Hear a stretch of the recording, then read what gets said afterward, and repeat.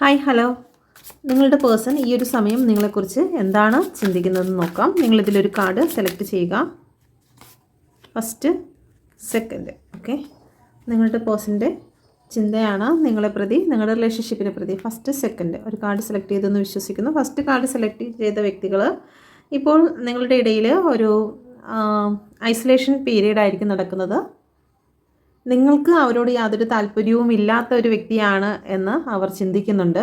Okay, രണ്ടാമത്തെ card select ചെയ്ത വ്യക്തി ഇപ്പോൾ അവർ നിങ്ങളെക്കുറിച്ച് ചിന്തിക്കുന്നത് നിങ്ങൾ അവരെ ഒരുപാട് സ്നേഹിക്കുന്നു എന്നുള്ളതാണ്. ഓക്കെ, നിങ്ങളവരെ എത്രയൊക്കെ ഇഗ്നോർ ചെയ്തു എന്ന് പറഞ്ഞിരുന്നാലും നിങ്ങൾ പിറകെ നടന്ന് അവരെ സ്നേഹിക്കുന്നു. എന്തെല്ലാം പ്രോബ്ലംസ് നിങ്ങളുടെ റിലേഷൻഷിപ്പിൽ ഉണ്ടായിരുന്നാലും നിങ്ങളവരെ ഒരുപാട് സ്നേഹിക്കുന്നു.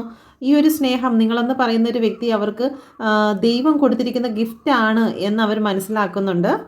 നിങ്ങൾ പരസ്പരം അങ്ങോട്ടും ഇങ്ങോട്ടും ദൈവം നിങ്ങളെ ഒരാൾക്ക് വേണ്ടി മറ്റൊരാൾ സൃഷ്ടിച്ചതായിട്ടുള്ള ഒരു എനർജിയാണ് ഇവിടെ ഫീൽ ചെയ്യുന്നത്. Okay, please get me mother universe. എൻ്റെ വ്യൂസിൻ്റെ ജീവിതത്തിൽ please get me mother universe. എൻ്റെ വ്യൂസിൻ്റെ ലൈഫിൽ ഉടൻ തന്നെ വരുന്ന മാറ്റം എന്താണ്? റിലേഷൻഷിപ്പിൽ ഉടൻ തന്നെ വരുന്ന മാറ്റം എന്താണ്?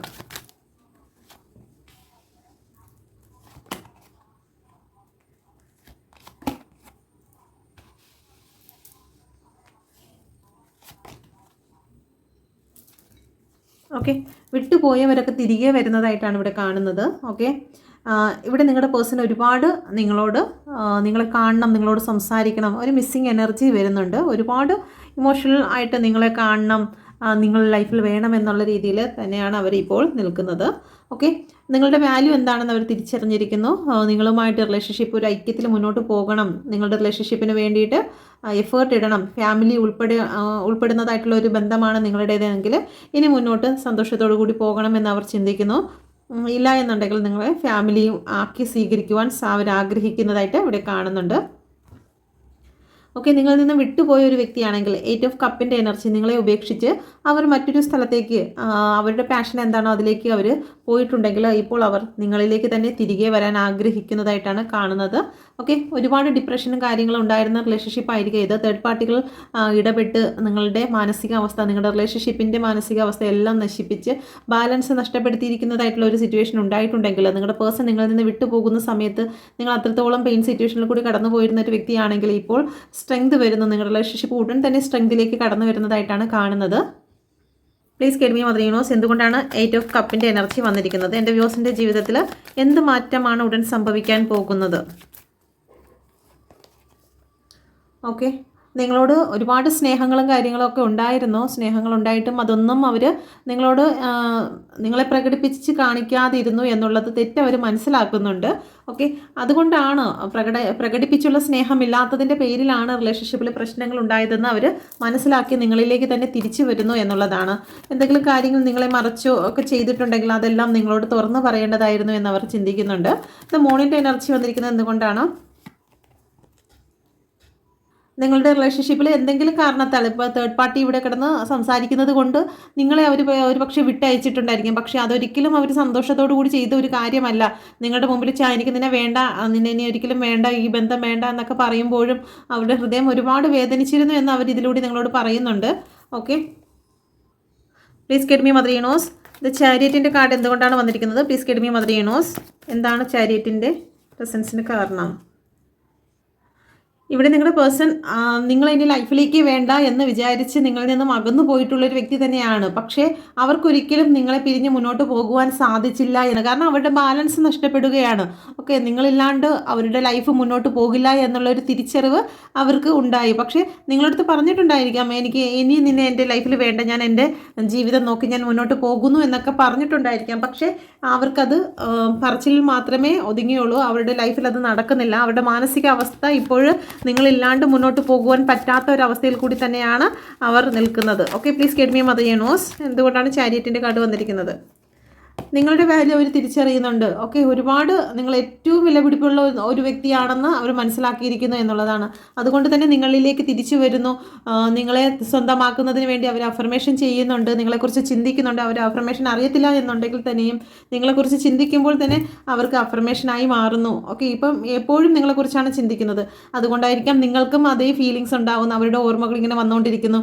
അവർ ധരിക്കുന്നതായിട്ടുള്ള ഡ്രസ്സ് കാണുക, ആ വ്യക്തിയെ പോലെയുള്ള ആളുകളെ കാണുക, അവർ സംസാരിച്ച വാക്കുകൾ റിപ്പീറ്റായിട്ട് ആരിൽ നിന്നൊക്കെ കേൾക്കുക, കാണുക, അങ്ങനെയൊക്കെയുള്ള കാര്യങ്ങൾ നിങ്ങളുടെ ലൈഫിൽ സംഭവിക്കുന്നത്. ഓക്കെ, അവർ നിങ്ങളെക്കുറിച്ച് എപ്പോഴും ചിന്തിക്കുന്നത് കൊണ്ടാണ്. Please get me mother Unos. യൂണോസിൻ്റെ ശക്തമേറിയ എനർജിയിൽ ചോദിക്കുന്നത് എന്തുകൊണ്ടാണ് സ്ട്രെങ്തിൻ്റെ കാർഡ് വന്നിരിക്കുന്നത്? ഓക്കെ, ജീവിതത്തിൽ ഇതുവരെ സംഭവിച്ച എല്ലാ കാര്യങ്ങളും ഫോർഗീവ് ചെയ്ത് ഇനി നിങ്ങൾ വീണ്ടും ഒന്നാകും, ഈ റിലേഷൻഷിപ്പിൽ ഒരു സ്ട്രെങ്ത് വരുമെന്ന് അവർ വിശ്വസിക്കുന്നതായി കാണുന്നുണ്ട്. Okay,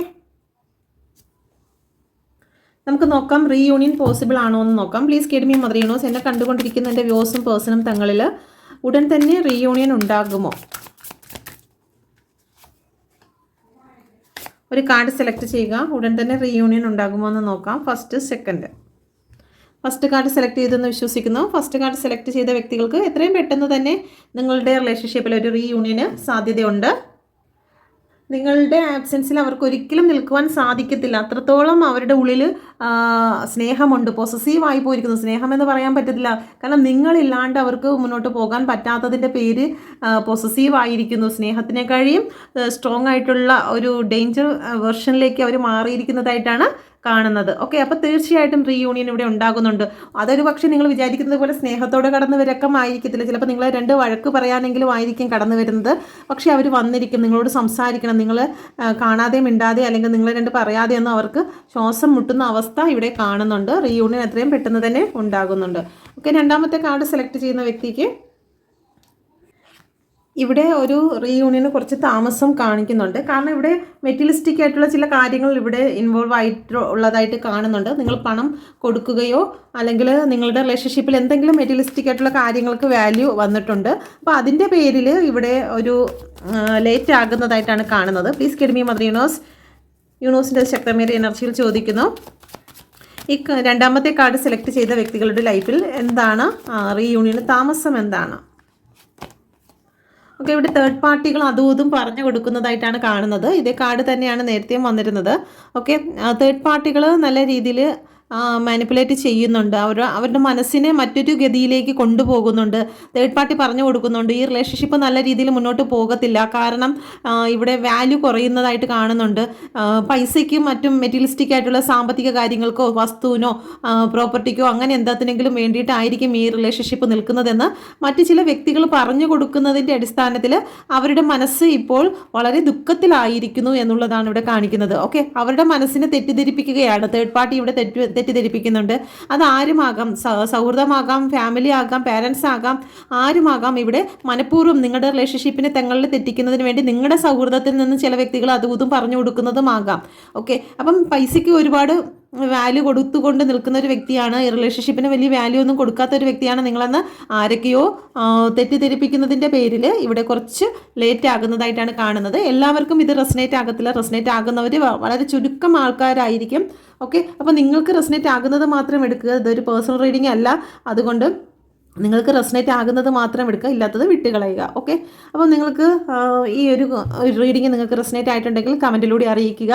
thank you, God bless you. Personal reading ആഗ്രഹിക്കുന്നെങ്കിൽ കോൺടാക്ട് ചെയ്യുക. നിങ്ങൾക്ക് റീക്കി ഹീലിങ്ങിന് താല്പര്യമുണ്ടെങ്കിൽ നിങ്ങളുടെ മാനസികവും ഡിപ്രഷനുമായിട്ട് ഇരിക്കുന്ന ഒരു സിറ്റുവേഷൻ നിങ്ങൾക്ക് മാനിഫെസ്റ്റ് ചെയ്യുവാൻ സാധിക്കുകയില്ല. നിങ്ങൾക്ക് നിങ്ങൾ ആഗ്രഹിക്കുന്ന കാര്യം അട്രാക്റ്റ് ചെയ്യുവാൻ സാധിക്കുകയില്ല. അപ്പം നിങ്ങളുടെ മൈൻഡ് ക്ലിയർ ചെയ്യുന്നതിന് വേണ്ടിയിട്ട് നെഗറ്റീവ് തോട്ടുകളെ നമ്മൾ റിലീസ് ചെയ്യുന്നതിന് വേണ്ടി റീക്കി ഹീലിംഗ് നിങ്ങളെ ഒരുപാട് സഹായിക്കും. അത് സാമ്പത്തിക ഗ്രോത്ത്, ജോബ്, അതുപോലെ തന്നെ മെൻ്റൽ ഗ്രോത്ത് എല്ലാം നിങ്ങൾക്ക് ലഭിക്കുന്നതിന് റീക്കി ഹീലിംഗ് സഹായിക്കും. താല്പര്യമുണ്ടെങ്കിൽ കോൺടാക്റ്റ് ചെയ്യുക. ഇവിടെ റീക്കി പഠിക്കുന്നതിനോ അല്ലെങ്കിൽ ടാരോ കോഡ് പഠിക്കുന്നതിനോ താല്പര്യമുണ്ടെങ്കിലും കോൺടാക്റ്റിൽ വരിക. Thank you, God bless U.